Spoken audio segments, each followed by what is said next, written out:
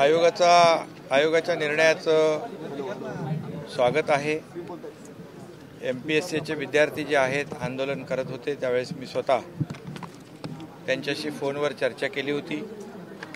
उपमुख्यमंत्री महोदयांनी देखील चर्चा केली होती आणि शासन देखील विद्यार्थ्यांच्या भूमिकेशी सहमत होतं आणि म्हणून एकंदरीत जी काही परिस्थिती निर्माण झाली होती त्यावर आम्ही MPSCला देखील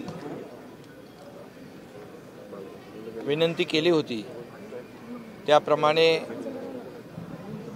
त्यांनी निर्णय घेतलाय, त्याबद्दल मी त्यांना धन्यवाद देतो। खरं म्हणजे याच्यामध्ये आम्हाला कुठलंही राजकीय श्रेय घ्यायचं नव्हतं, घ्यायची आवश्यकताही नाही, परंतु काही लोक त्याच्यामध्ये विद्यार्थ्यांच्या आडून राजकीय त्याला रंग देण्याचा प्रयत्न करत होते। खरं म्हणजे हा जो नवीन अभ्यासक्रमाचा ऑब्जेक्टिव्ह ते डिस्क्रिप्टिव्ह हा निर्णय पूर्वीच्या सरकारने, महाविकास आघाडी सरकारने घेतला होता, तरीसुद्धा ते ज्या पद्धतीने या विषयाला नवीन सरकारशी जोडत होते,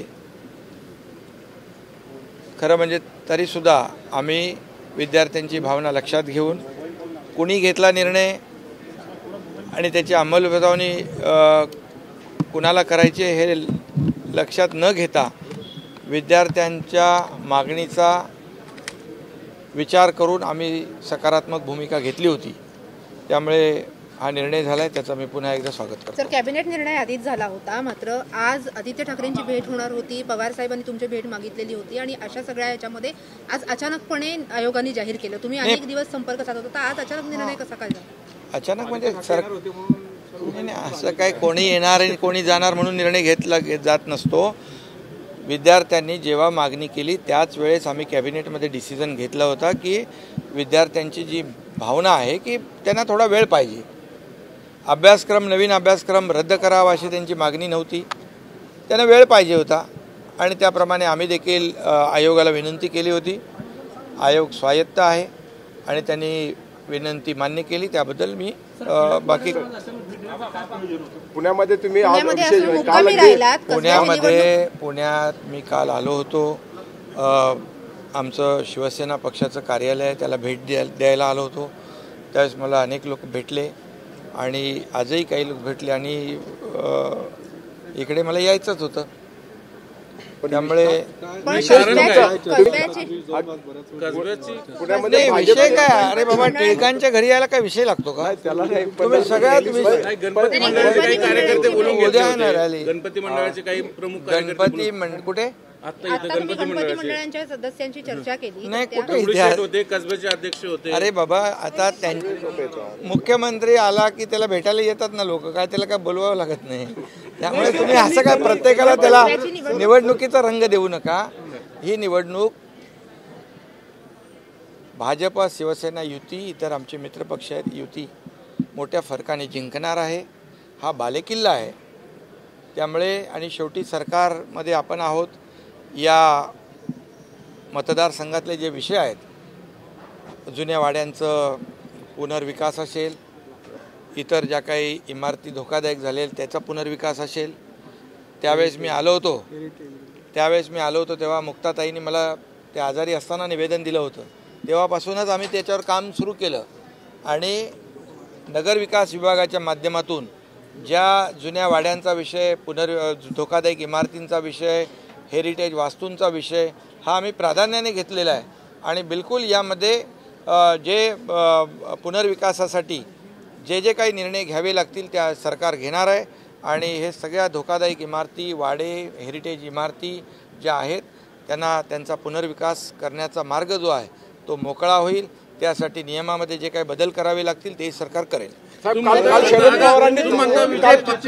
एकदम सोपा आहे, मग तळ ठोकून का बसावं लागतं तुम्हाला? देवेंद्र फडणवीस 5 वेळा येऊन गेलेले आहेत, ऑलमोस्ट मुक्कामी आहे, तुम्ही ऐका, मी प्रेस्टीज वगैरे आम्ही करतच नाही, सगळे येत आहेत, मीटिंग घेत आहेत। आता तुम्ही त्यांना विचारत नाही, त्यांना विचारतोय. आता तुम्ही आम्हालाच विचारताय. त्यांना विचारतोय, शरद पण पवार तुमचं- पुण्यामध्ये होते. हे बघा, मी एकच सांगतो, मी काल आलो, आता मुंबईकडे चाललोय आणि उद्या आता येऊ नको का?